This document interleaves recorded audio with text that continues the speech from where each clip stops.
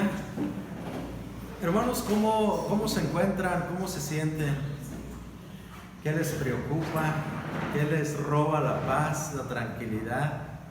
¿Cómo van con su tiempo de oración en pareja?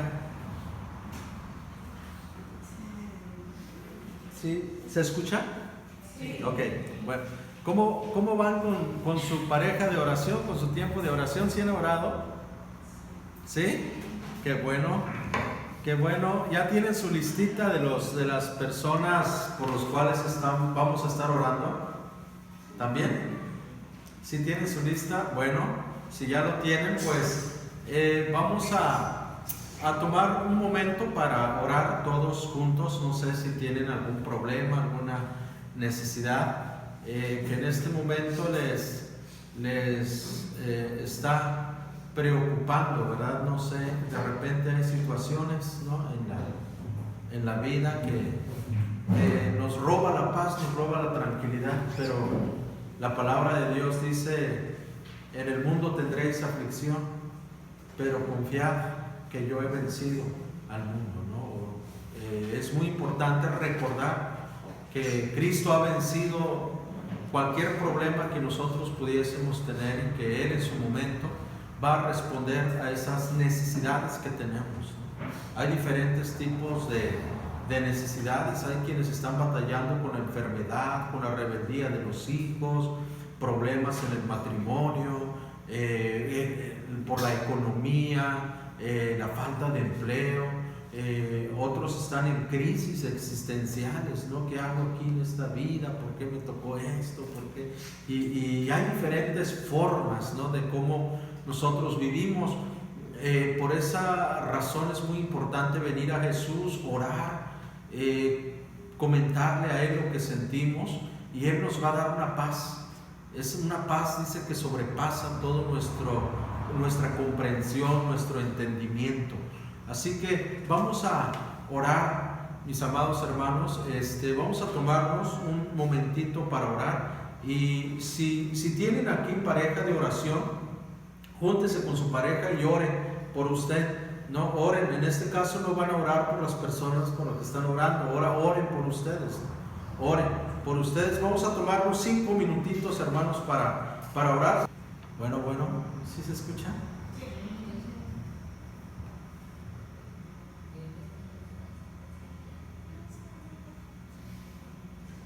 Mientras vayan buscando en sus Biblias, Lucas capítulo 15. Lucas capítulo 15.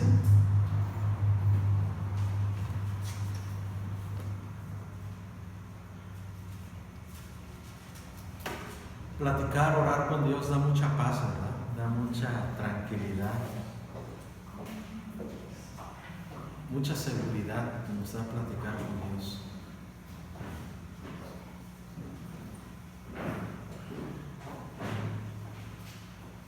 Lucas capítulo 15 es el pasaje que vamos a estudiar en esta hora, y quisiera hacerles una pregunta, quien quiera responderla.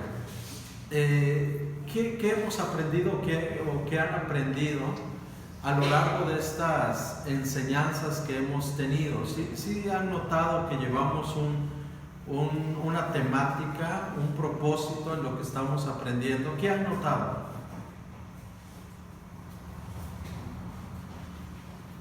Juan, ¿quién acá? ¿Por qué? Lo vi con ánimos de que...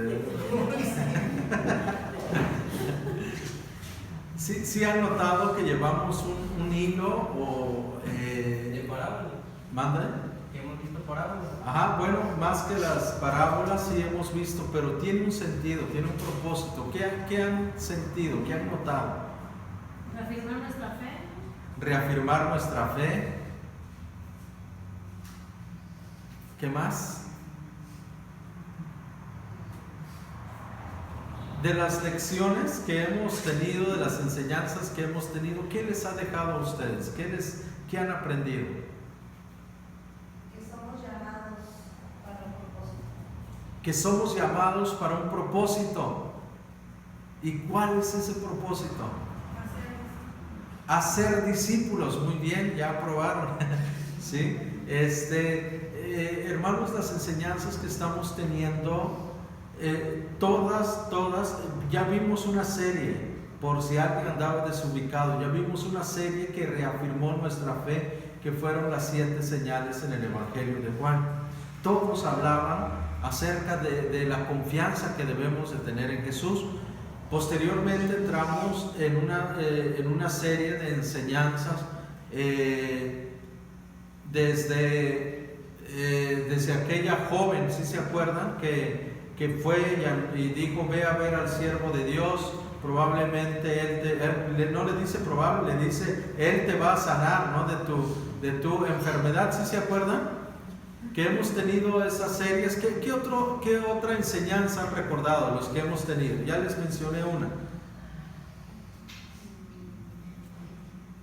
¿Qué les proveyó cuando alimentó a los más de 5,000 que Andrés o Felipe dijo: no, pues no hay dinero? Y como pues usted enseñó que no debemos pensar solo en lo material, sino que Él puede proveer nuestras necesidades. Ok, muy bien. Sí, fue parte de una de las enseñanzas, ¿no? que vimos, de que él no preguntó dónde vamos a traer dinero, él dijo dónde hay pan para comprar, no estaba dando por hecho el comprarlo, ¿no?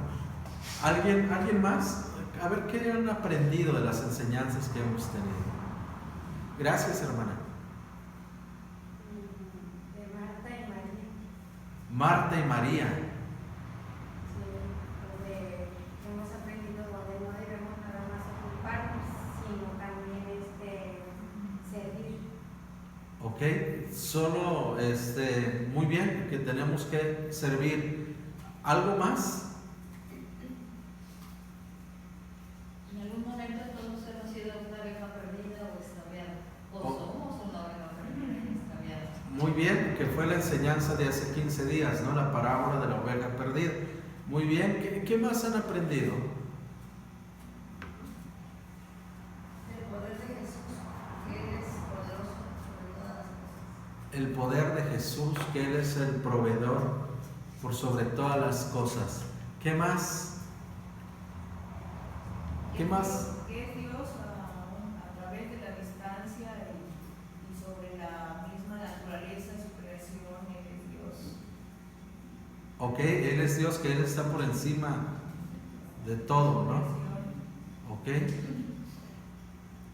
A ver. Tenemos que ser discípulos más que creyentes. Ok, muy bien, tenemos que ser discípulos más que creyentes, ¿no?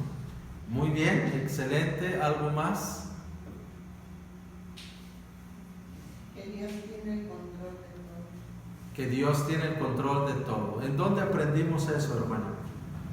Una lección pasada, si no me equivoco. Ok.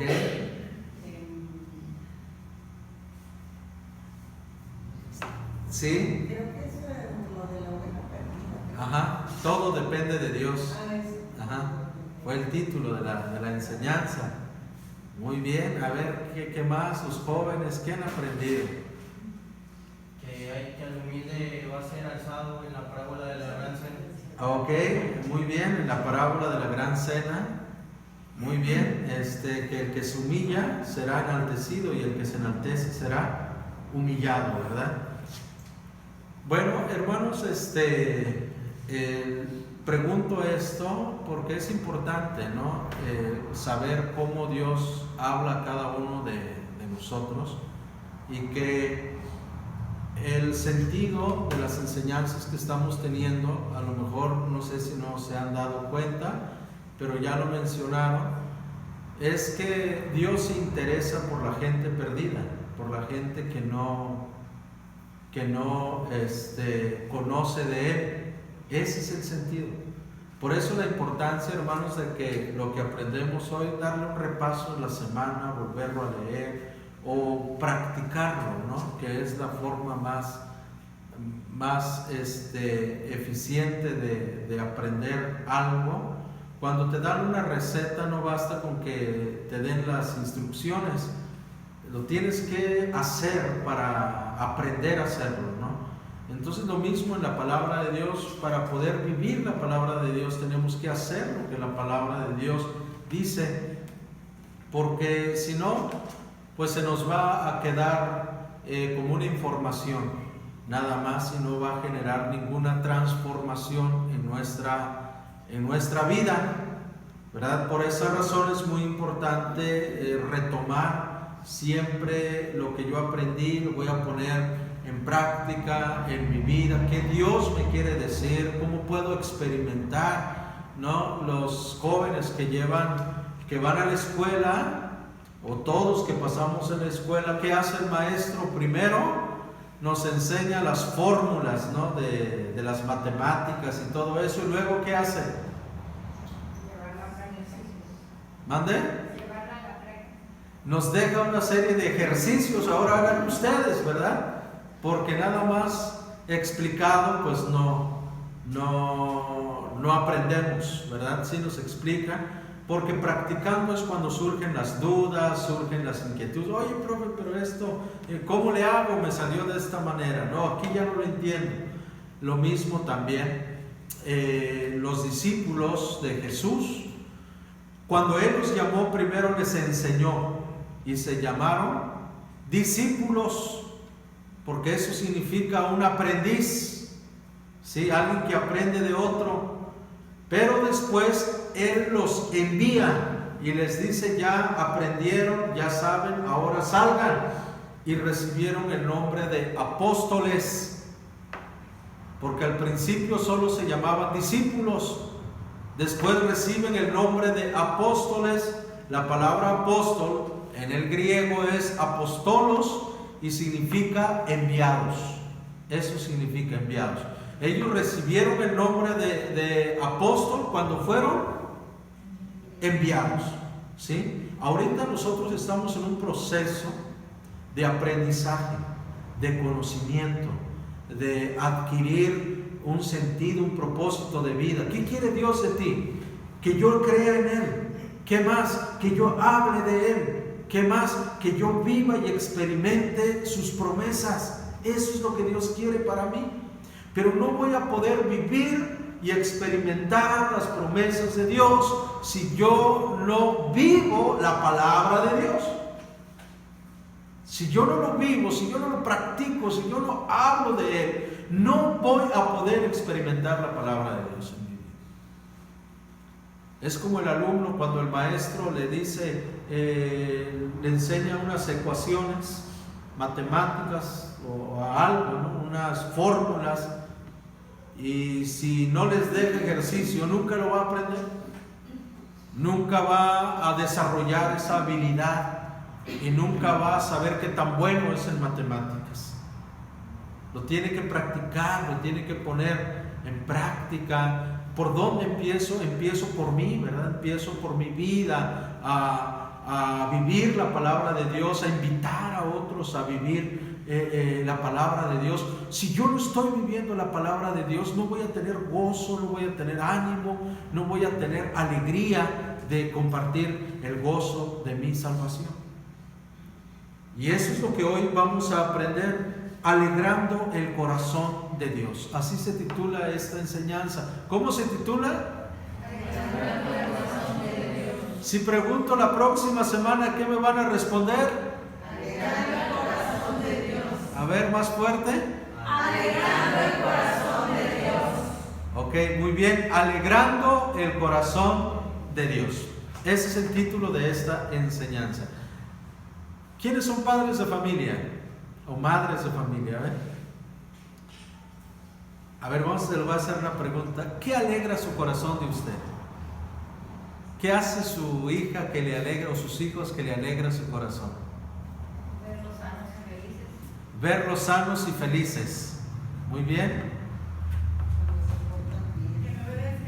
Que le obedezcan, ¿verdad? Muy bien, eso alegra su corazón.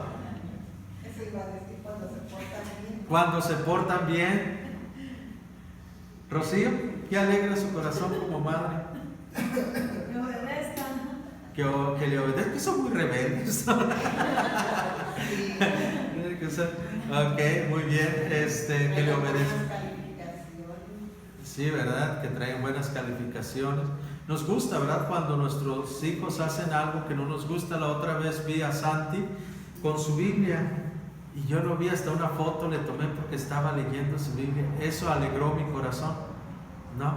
Alegró mi corazón. Digo, qué bonito, ¿no? Cuando hacen algo, o que de repente entras al cuarto de tu hijo y lo ves hincado en su cama orando. ¿Cómo te sentirías como padre? Ya ven, hijos, qué fácil es alegrar el corazón de los papás. ¿Qué les cuesta? Leerla, que los encuentre una mañana antes de ir a la escuela leyendo un versículo, un capítulo de la Biblia, y dice, mamá, espérenme, nada más termino de leer, desayuno y ya me voy. ¡Ah, qué padre!, ¿no? ¿Qué pasó con mi hija? ¿Qué está pasando, no? Pero es una forma, ¿no? De cuando, y sí se puede, hermanos, ¿sí? Y si no lo hacen, porque muchas veces nosotros no lo hacemos como padres, nunca nos ven hincados orando, nunca nos encuentran en la mesa, a lo mejor de madrugada, leyendo la palabra del Señor, y por eso no tienen ese modelo.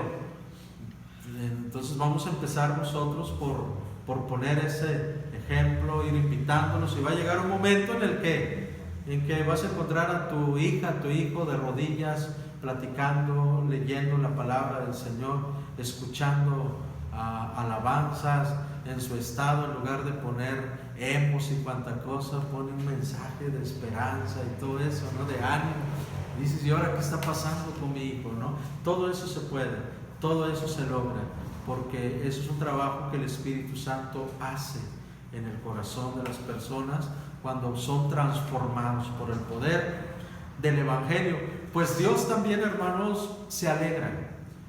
Así como usted le gustaría que su hijo o hija alegrara su corazón, Dios también espera que usted alegre su corazón. Dios espera de nosotros cosas que humanamente sí podemos hacer. Tanto en la oveja perdida como en la parábola que hoy vamos a ver, que solo son 2 versículos, dice, así hay alegría en el cielo. Y habla, ¿no?, que hay fiesta, que hay contentamiento en el cielo por un pecador que se arrepiente, que 99 justos que no necesitan arrepentirse, ¿sí? Así que vamos a leer esta parábola. Está en Lucas 15, solamente es del 8 al 10. Me gustaría escucharlo primero. Los que traen Reina Valera 60, ¿sí? Reina Valera 60. ¿Lo pueden leer, por favor? 8 al 10, 15, 8 al 10. Oh, ¿qué mujer tiene 10 dracmas, se pierde una dracma, no enciende la lámpara y va a la casa y busca con diligencia hasta encontrarla? Y cuando la encuentra, reúne a sus amigas y vecinas diciendo, gozaos conmigo, porque he encontrado la dracma que había perdido. Así os digo que hay gozo delante de los ángeles de Dios por un pecador que se arrepiente. Amén. Ahora los de la Nueva Traducción Viviente. O supongamos que una mujer tiene 10 monedas de plata y pierde una. No encenderá una lámpara y guardará toda la casa y buscará con cuidado hasta que la encuentre.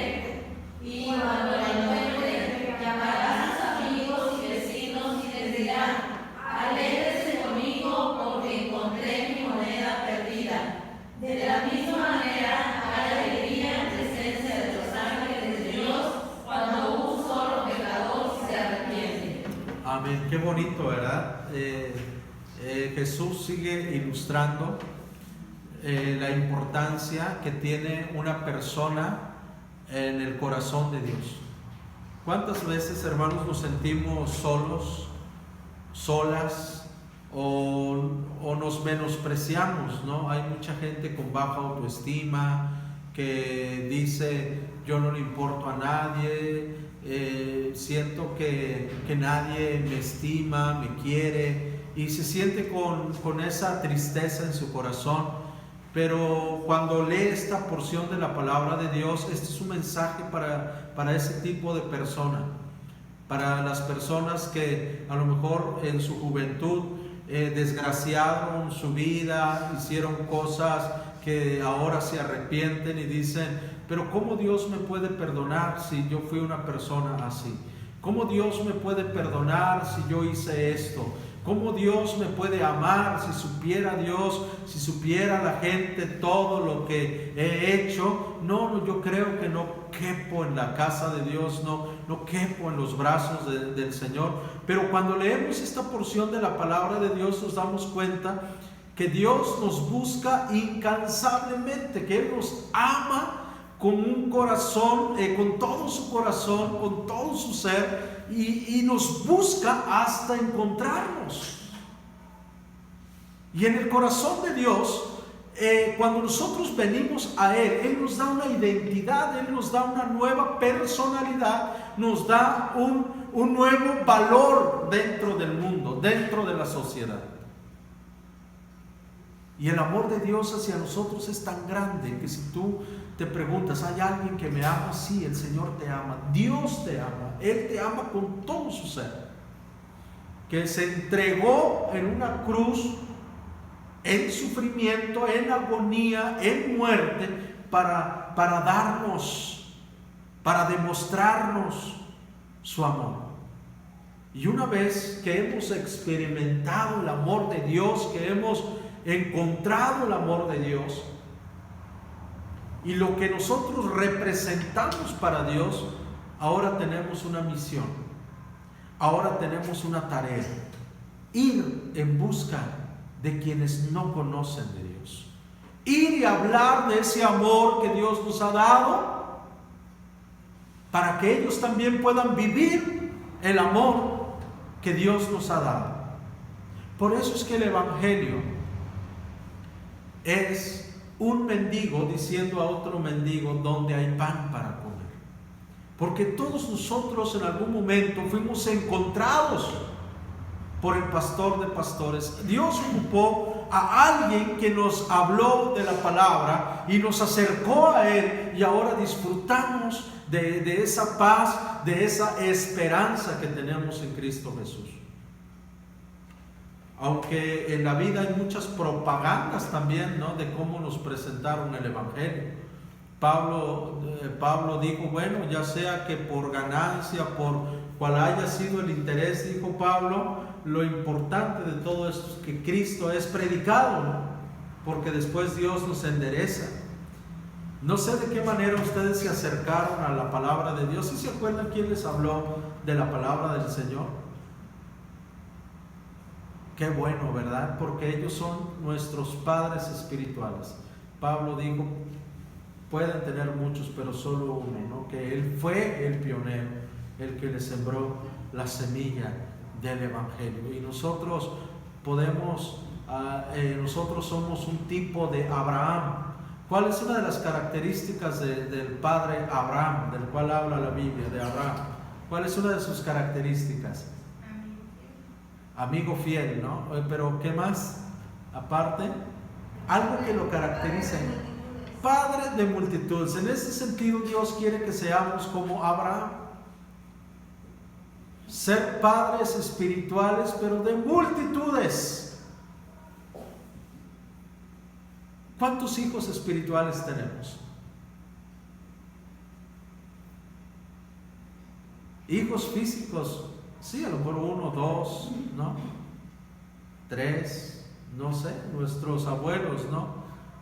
Casi que completaban un partido, ¿qué? Un equipo de fútbol, ¿verdad? De 12, 13 hasta 15 hijos, ¿no? Hijos carnales de sangre, pero espirituales. Dios quiere que tengamos hijos espirituales, que seamos padres espirituales. Ese es el sentido. Él nos rescató para ser enviados. Él nos rescató para hacer discípulos de Él. Y hemos venido aquí para aprender, para entender, porque solamente cuando yo busco hacer discípulo, hablarle de Jesús a otras personas, mi vida llega a encontrar un sentido, encuentra un propósito por el cual estoy aquí. Cuando yo nada más me centro en mi vida, en mi familia, en lo que me falta, en lo que carezco, entro en una depresión porque me empiezo a comparar, me empiezo a hacer una evaluación de mi vida y digo, bueno, ya tengo 30 y tantos años y no he hecho nada con mi vida. ¿Sabían ustedes que cuando uno entra en la etapa de la media vida es cuando hay mucha probabilidad de entrar en depresión, en que surjan infidelidades, rupturas en el matrimonio, recurrir a vicios? ¿Sabían eso? Y eso corresponde casi que de los 35 hasta los 47 años. Entonces es un proceso, por eso se llama la edad media o la etapa de la media vida. ¿Por qué? Porque aquí es donde el hombre y la mujer se hace una evaluación de su vida. De repente se encuentra con sus compañeros de la universidad y ve que traen carros y todo y dice, oye, ya tienen casa propia, ya tienen un trabajo estable, y dice, oye, yo ya voy para los 40 y no tengo nada, al contrario, estoy en deudas. Si de joven no pude hacer todo eso, ahora menos de grande, ¿no? Y esto pega mucho al varón, al hombre, cuando se empieza a comparar, cuando empieza a encontrar a sus compañeros contemporáneos y ve que su vida que no tiene una estabilidad financiera ni económica, y entra en una fuerte depresión, ¿no? Incluso el hombre llega o la mujer dice, si no me hubiera casado con a lo mejor hubiera ido mejor con el primer novio que tuve, y se empiezan a lamentar en esa etapa. ¿Alguien está en esa etapa ahorita en este momento? ¿No? Ok. Es una etapa bastante peligrosa, por eso de ahí viene el término chavorrucos, ¿no? Porque el hombre se empieza a poner la ropa de su hijo, ya a esa edad de los 40, los hijos y la hija ya casi están a la par que la mamá o que el papá. Sí, en esa etapa, y luego dicen, no, pues hijo, a ver, préstame esa playera, creo que va conmigo, ¿no? Ya se ponen su playerita sport, sus tenis, y así andan en la calle, ¿no? Así como bien joviales, ¿no? Es una etapa en que la mujer también de repente le dice a su hija, a ver, hija, creo que me va esa blusita que tienes, ¿sabes? Me lo pongo, y se prestan ya las prendas entre sí. Entonces es una etapa bastante peligrosa en el cual debemos estar conscientes. Y si tú no tienes un propósito de vida, no has encontrado cuál es el propósito por el cual Dios te puso en esa familia, por qué te puso en ese barrio, por qué te puso en esta iglesia, por qué te permitió o por qué ha permitido que vivas de esa manera. Si tú no encuentras ese propósito que Dios tiene para tu vida, entonces vas a entrar en depresión. Pero si tú entiendes el propósito que Dios tiene para ti, entonces eso te va a impulsar a seguir adelante. Imagínense a Abraham. Abraham, le dice el Señor, Abraham, deja tu tierra y tu parentela y ve a la región que te mostraré. Y Abraham dice, hasta que yo dé el paso, Dios me lo va a mostrar. No se lo mostró antes, no le dijo, Abraham, deja tu casa, deja tus parientes y mira la región que te voy a dar. No, le dijo, da el primer paso y yo te voy a mostrar el lugar donde has de vivir. Y Abraham vivía seguramente en una casa bien hecha. Y después, ¿saben cómo terminó viviendo Abraham? ¿Saben cómo vivió? A ver, una pequeña pregunta de Génesis. En tiendas. Ya no vivió en casas de piedra y empezó a vivir bajo lona, bajo cuero de animales, bajo la tela, y así era su casita de Abraham, y con estacas lo armaba y lo hacía. ¿Saben por qué? Porque Abraham ya no podía tener una casa bien hecha porque no sabía en qué momento Dios lo iba a llamar para otro lugar. Y si se dan cuenta, la vida de Abraham fue así. Se establecía un tiempo en un lugar y el Señor le decía a Abraham: es tiempo de que te muevas a Egipto. Y se iba a Egipto, desarmaba su casa, y entonces él dependía directamente de Dios. Pero Dios siempre le mostró su favor. Llegó a ser el patriarca más poderoso de aquella región. Donde Abraham llegaba, era un hombre que imponía, por los siervos, por los animales, por todo lo que tenía, porque vivía bajo la obediencia de Dios, y también porque él había encontrado el sentido y el propósito de su vida. Cuando usted, hermano, platica con Dios y le dice: Dios, ¿cuál es tu propósito para mí? No, ¿cuál es tu propósito? Porque nosotros tenemos nuestros propios propósitos: terminar una carrera, terminar el baño, terminar no sé qué cosas. Es mi propósito, pero ¿cuál es el propósito de Dios para mí? Dios, ¿por qué me trajiste aquí? ¿Por qué me permitiste vivir en esta familia? ¿Por qué me tocó un padre así? ¿Por qué me tocó esta familia? ¿Qué quieres de mí? ¿Qué quieres que yo haga aquí? ¿Cuál es tu misión para mí en este lugar? Cuando Dios nos revela y nos hace ver el propósito por el cual nos puso en ese lugar, en esa familia, ¿por qué nos permitió vivir ciertas dolores en la familia? Y nosotros cuestionamos todo esto y le preguntamos a Dios, entonces todo cobra sentido en nuestra vida. Todo tiene sentido en nuestra vida. Y esto es lo que sucede en este pasaje que nosotros vamos a leer. El propósito de Dios es encontrar al hombre perdido, y lo hace a través de la parábola de la oveja perdida, y lo hace también a través de la moneda perdida. Vamos a ver, entendiendo esto, que yo tengo que acercar a mi familia a Dios. A lo mejor con este término lo vamos a entender mejor. ¿Cuál es el propósito de Dios para mí? Acercar a mi familia a Dios, acercar a mis hijos a Dios, acercar a mis vecinos a Dios, acercar a mis suegros, a mi yerno, a mi nuera, a todo aquel que está alejado de Dios. Yo lo tengo que acercar a Dios. Pero para poder hacer esto, la mujer estaba buscando una moneda que ella había perdido. Perdió su moneda y ella la empezó a buscar. Si estamos de acuerdo ahí de lo que dice la palabra, ¿no? Que ella empezó a buscar. Dice: o supongamos que una mujer tiene 10 monedas de plata y pierde una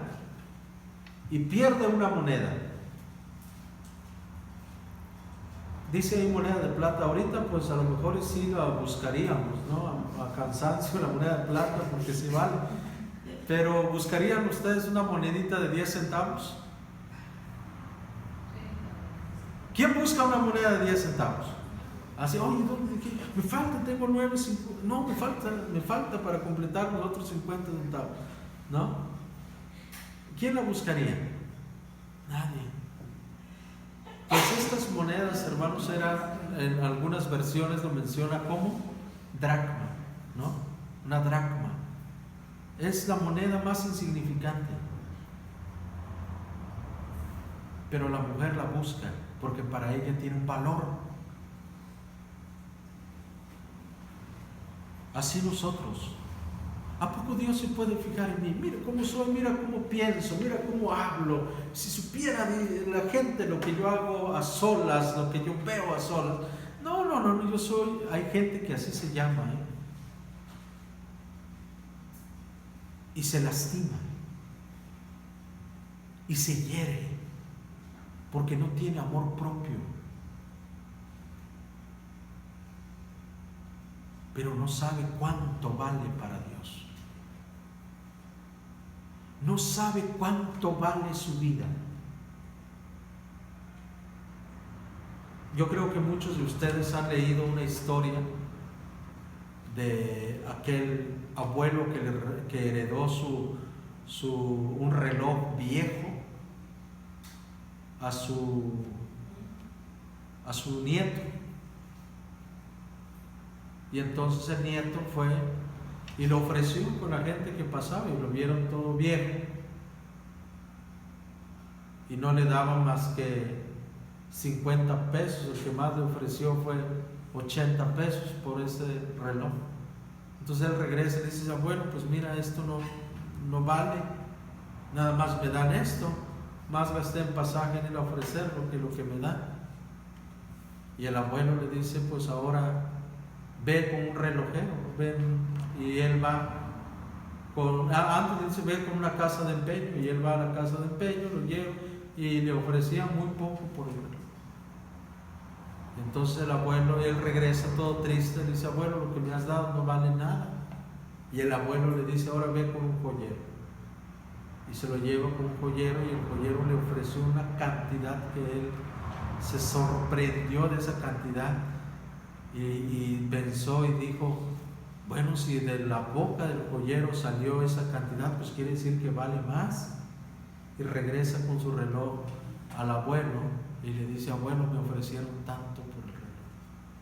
Entonces el abuelo le dice: ya ves, hijo, las cosas valen cuando están en el lugar correcto, porque era un reloj histórico que pertenecía a una dinastía muy influyente, importante en las regiones de Inglaterra, ¿no? De esas donde acostumbran reyes y todo eso, ¿verdad? Entonces el que conocía de ese reloj, pues le ofreció una buena cantidad.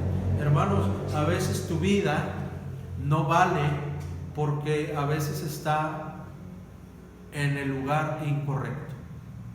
A veces tú esperas que tu esposo, que tu hijo, que tu nuera, que tu yerno, que tu suegro te dé el valor que tú quisieras tener, y a veces ahí te lastiman, a veces ahí te menosprecian. Pero cuando tú vienes a Cristo, que es tu Padre, te das cuenta cuánto vales para Él y lo que Él ha hecho por ti. Nosotros valemos, las personas valen mucho, mucho para el Señor, y Él quiere que nosotros también valoremos y acerquemos a más personas a Él. Entonces esta mujer pierde una moneda. Ahora, ¿cómo le voy a hacer para acercar a otras personas a Cristo? ¿Qué tengo que hacer? ¿Cómo puedo decirle a mi vecino? ¿Cómo puedo decirle a mi amiga? ¿Cómo puedo decirle a mi compañero de escuela? ¿Cómo puedo decirle a mi esposo? ¿Cómo puedo decirle a la gente que está a mi alrededor que se acerque a Dios? Vamos a ver qué hizo esta mujer que nos puede ayudar. A ver, todos con su Biblia en Lucas capítulo 15. Hermanos de corazón, si alguien no tiene Biblia, yo le puedo regalar una Biblia. Le puedo regalar una Biblia. Tengo Biblias para regalar. ¿Sale? Nada más terminando el culto, la reunión, se acercan a mí, díganme: pastor, yo quiero una Biblia. Sí, tengo una Biblia para ti. Tengo una Biblia para ti. Entonces, me das tu nombre y yo te doy una Biblia. No la traigo ahorita, pero la otra semana la traeré. ¿Sale? Entonces, vemos aquí, ¿qué dice la palabra? En el versículo 8. En el 8, por favor. Pongamos que Una mujer tiene 10 monedas de plata y pierde una. ¿No encenderá una lámpara? Hasta ahí. ¿Qué hizo la mujer para encontrar su moneda? Prendió su lámpara. Dice: prende su lámpara. ¿Qué significará la lámpara para nosotros? ¿Qué dice el Salmo 119, 105? Lámpara es a mis pies, palabra que ilumina mi camino. Amén. Lámpara es a mis pies tu palabra. ¿Qué tengo que hacer? Tengo que nutrirme de la palabra de Dios. Cuando tú ya te cansaste de hablarle a tu hija, a tu hijo, a tu esposo, a la persona que vive contigo, ya le diste, ya lo llevaste con el psicólogo, ya lo terapiaron y no cambia, hermanos. Toda palabra de psicólogo, terapeuta, son palabras humanas. No lo puedes comparar con la palabra de Dios. ¿Qué dice Hebreos con respecto a la palabra? Viva y eficaz y más cortante que una espada de dos filos. ¿Y hasta dónde entra? Traspasa todas las capas de la carne, los nervios, el hueso, y entra hasta tuétano. Cuando tienes un hijo rebelde que te rezonga, dile: ¿quieres que te vaya bien? Acuérdate de lo que dice la palabra. Honra a tu padre y a tu madre para que te vaya bien y tengas larga vida. Tú decides qué tipo de vida tener. No lo digo yo, lo dice el Señor. La Biblia dice así. Porque a veces terminamos de sermonear y terminamos el pleito, ¿verdad? La Biblia dice: mamá, que me quiero poner un tatuaje, mamá. Dice Levítico: no pondrás marca en tu cuerpo. Tú decides. Pero ¿qué es mi cuerpo? Dice el apóstol Pablo, la Biblia dice: ¿no saben que su cuerpo es templo del Espíritu Santo, que el Espíritu de Dios mora en ustedes y que su cuerpo no les pertenece? ¿Es tuyo?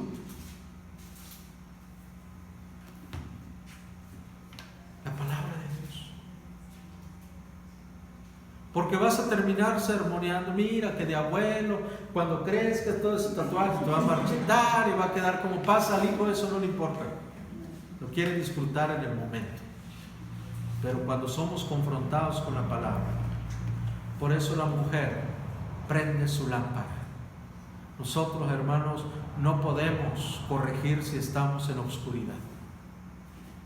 No podemos atraer personas a Cristo si estamos en oscuridad, si no estamos nutridos de la palabra, si no estamos alimentándonos de la palabra de Dios. No podemos atraer a otros. Necesito prender mi lámpara. ¿Qué dijo Jesús? Vosotros sois la luz del mundo. No la iglesia de la luz del mundo, no somos la luz del mundo, es otra cosa. Somos luz y estamos para alumbrar a los que están a nuestro alrededor.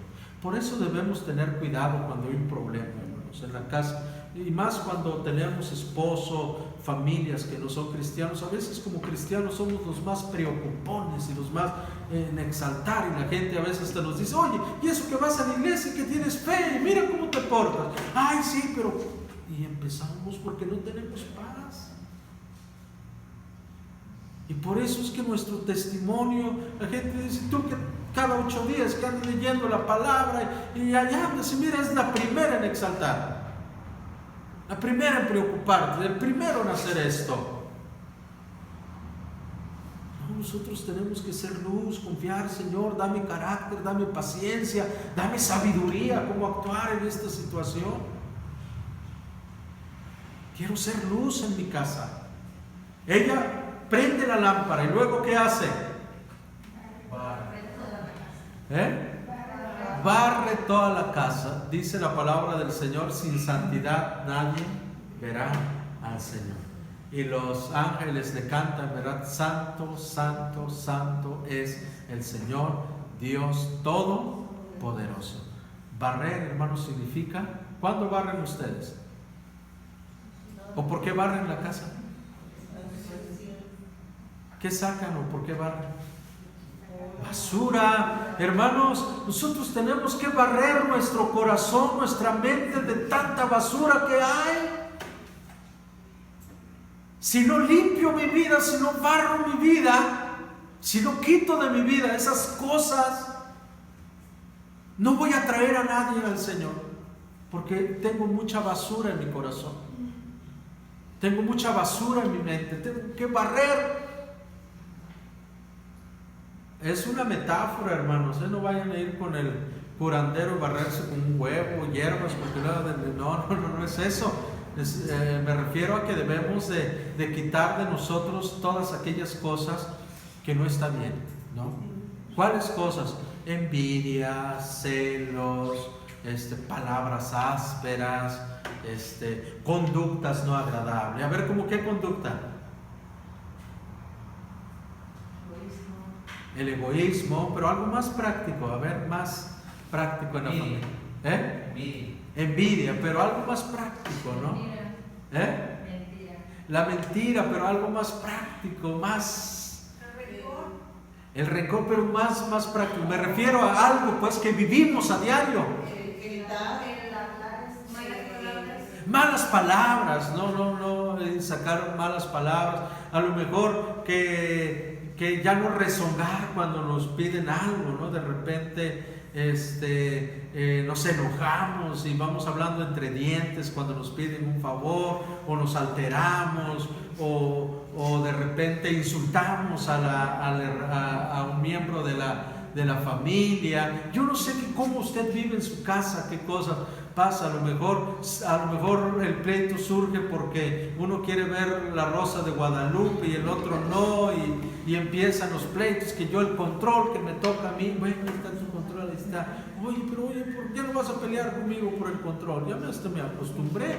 No, hoy no voy a pelear contigo, ahí está tu control. Oye, que sírveme un café. Está bien, ahí está tu café, ¿no? Algo así, ¿no? Que se note el cambio. Oye, pero si antes te enojabas por eso. Sí, me enojaba, pero ya me di cuenta que no vale la pena, ¿no? Enojar. Y los cambios empiezan en las acciones. Ahí empieza el cambio, en nuestro comportamiento, nuestra conducta. Ahí empieza. La mujer dice que barre, prende la lámpara, barre, y luego ¿qué hace?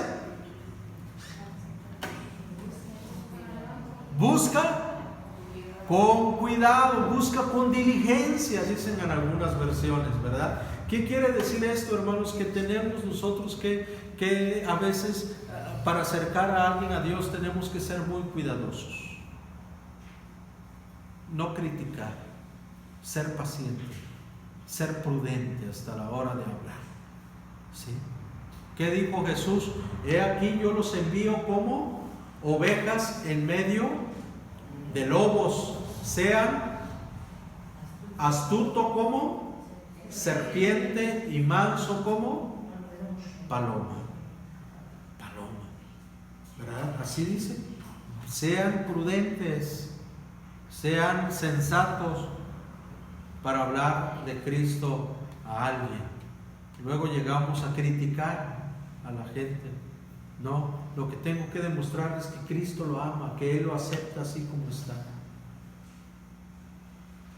Y la persona se irá dando cuenta que todo eso que cree, que hace, lo llena la presencia y el amor de Dios. Y dice, yo ya no necesito esto. El amor de Cristo ha llenado mi corazón. Así es, ¿verdad? Entonces ella busca con diligencia, con cuidado. Nosotros también tenemos que ser diligentes, cuidadosos en acercar a los demás a Cristo. Y después ya estamos terminando. Por favor, la segunda cosa, ¿qué tener en cuenta? ¿Qué debo tener en cuenta? La mujer, fíjense, no lo dice explícitamente, pero implícitamente está. Cuando nosotros perdemos algo, ella perdió una moneda. ¿Qué creen que hizo ella cuando se dio cuenta que le faltaba su moneda? Se preocupó. ¿Y qué hacemos? ¿Quién de ustedes ha perdido la cartera, la llave, la credencial o algo en algún momento? Lo pierden. ¿Qué hacen en ese momento? Lo buscan y a todo el mundo le platicamos nuestra pena, aparte de platicar, ay, ¿qué crees que me pasó? Que perdí mi credencial, perdí mi cartera, y a todo el mundo le hablamos, ¿no? Hasta lo publicamos en Facebook, ¿no? Ponemos esas caritas para que nos pregunten, oye, manita, ¿por qué esa carita triste? Ay, es que perdí mi cartera, ¿no? Y así buscamos la manera de compartir ese sentimiento. A nosotros nos pasó. Yo perdí la credencial, la licencia, la tarjeta de circulación, las llaves del carro, todo que quería decirle a todo el mundo para apaciguar esa angustia, no sé qué es lo que uno siente. Porque por eso lo hace uno, para que nos den calma y que alguien nos diga, no te preocupes, a mí ya me pasó, yo perdí. Ah, bueno, tú perdiste más, yo perdí, ¿no? Y es como una forma de consolarnos, ¿no? Y por eso le platicamos a la gente lo que nos pasa. Pero vemos aquí que esta mujer seguramente cuando pierde su moneda, le da de platicar a sus vecinos, a sus amigas, oye, perdí mi moneda, ¿por qué estás triste? Perdí mi dracma, ¿no? Y a lo mejor le dijeron, pues búscalo, mira, ten cuidado, por ahí ha de estar, encuéntralo. Por eso es que ella, cuando encuentra la moneda, va y le da la noticia a sus amigas, le dice, alégrense, por fin la encontré, sí la encontré. Tenía razón. Por esa razón nosotros, hermanos, ¿qué tenemos que tener en cuenta cuando queremos acercar a alguien a Dios? Conocí a una persona allá en la 1, una vez llegó a la iglesia y ha andado de iglesia en iglesia, ya recorrió todas las iglesias de allá de la 1, ¿no? Y llegó un momento y dice, terminando el culto, dice, pastor, regálame un minutito. Pues ya voy con él, ya platicamos y dice, pasó. Tengo mucha chamba para usted. Ah, sí, le digo, ¿cuál es? Dice, mire, vende helados. Dice, mire, allá en esa calle ya le hablé de Jesucristo a esa persona y me gustaría que usted lo fuera a visitar.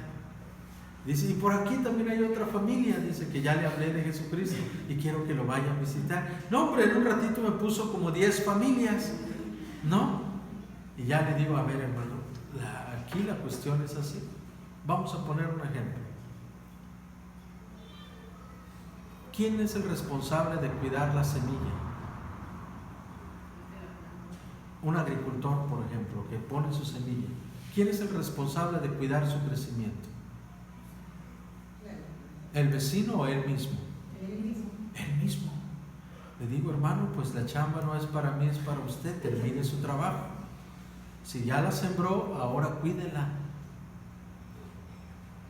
Dice, hermano, pero es que le he hablado a mucha gente. ¿Y dónde están?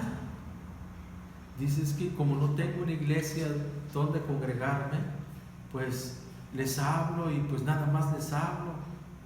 Le digo, hermano, pues tiene que usted enderezar primero su vida, formar parte de. No puede esparcir semilla nada más por esparcir si usted no endereza su vida, ¿no? ¿Por qué razón? Saber que cuento con personas que me apoyarán. La mujer dice que cuando encontró la moneda, ella sabía que tenía un grupo que se iba a alegrar con ella. No solo encontró su monedita y se quedó y dijo, ay, mi monedita ya la encontré, a ver, me voy a preparar, ¿qué será? Un vinito ahí que lo que toman ahí, ¿no? Y solita aquí en mi casa. No, ella va con sus amigas, va con sus vecinas. Así también nosotros, hermanos, cuando la próxima semana vamos a ver un tema sobre la unidad de la iglesia, y entonces cuando nosotros, hermanos, formamos parte de un equipo, de una iglesia, ahora yo sé que a dónde los voy a llevar, sé que hay un grupo que se va a alegrar de que ahora mi esposo, mi hijo, mi amiga, mi vecino se va a acercar a Dios, sé a dónde lo voy a canalizar. Sé quién se va a alegrar conmigo, sé que si ellos están pasando por un momento difícil, sé a quién decirle, oye, apóyenme a orar. Oye, tengo una persona que está pasando por una necesidad, habrá la posibilidad de apoyarlo. Tengo una familia. Y ella sabía que contaba con personas que la apoyarían. Segunda cosa que debo de tener en cuenta, saber que tengo un grupo de personas que compartirán mi gozo. ¿Qué es lo que pasó con la mujer? Ella fue y se gozó. Sabía que tenía amigas sinceras, vecinas que se iban a alegrar de corazón con ella. Yo pregunto, ¿tenemos amistades? ¿Tenemos amigos? ¿Saben por qué nos pesa mucho el dolor y toda la situación que nosotros tenemos? Cuando no tenemos un círculo de amistad o un grupo de apoyo, siempre nuestros dolores se incrementan. Porque luchas solo, luchas sola, no tienes con quién compartir esa carga que tienes. Pero cuando tienes un grupo, una amistad, por eso Dios nos dejó una iglesia para ser un grupo, un cuerpo en donde cargar nuestras preocupaciones, nuestras necesidades. Un grupo que se preocupa por ti, que se preocupa, y ustedes lo están viviendo ahorita con la familia de nuestra hermana Clara. Ella se siente apoyada, me lo ha demostrado, me ha mandado mensajes, dice: agradezco infinitamente a la iglesia por su apoyo en oración, por todo el apoyo que me han brindado, porque no me siento sola, no nos sentimos solos, es lo que ella dice, y eso es gracias al amor de Cristo. Pero cuánta gente está en la misma situación que ella, ya en el hospital, donde ni su propia familia le está echando la mano. Hay muchos en esa situación. Y por eso la importancia de formar un cuerpo en Cristo, formar parte de una iglesia local. Amén. Y también, por último, ¿qué tener en cuenta? Saber que tengo un grupo a donde pertenezco. Un grupo a donde pertenezco, un grupo a donde yo formo parte de, y que yo debo preocuparme por los del grupo y a su vez ellos también deben preocuparse por mí. Esa es la dinámica de la iglesia. Por eso dice la palabra: sobrellevad las cargas de los unos de los otros y cumplid así con la ley de Cristo. Dice: llevemos nuestras cargas los unos y los otros. Muy bien. Un requisito que tomar en cuenta, y esto es muy importante. Voy a pedir a mi hermana Rocío que busque Hechos 3, 19. A Olga le voy a pedir que busque Mateo 3, 2. Y a mi hermana le voy a pedir que me apoye con Ezequiel 18:30. Ezequiel 18:30. Dice la palabra del Señor: les digo que asimismo se alegra Dios con sus ángeles por un pecador que se arrepiente. Y en la parábola de la oveja dice: les digo que así también en el cielo habrá más alegría por un solo pecador que se arrepienta que por 99 justos que no necesitan arrepentirse. Hermanos, el interés. ¿Cuál es el primer paso para que una persona se convierta al cristianismo?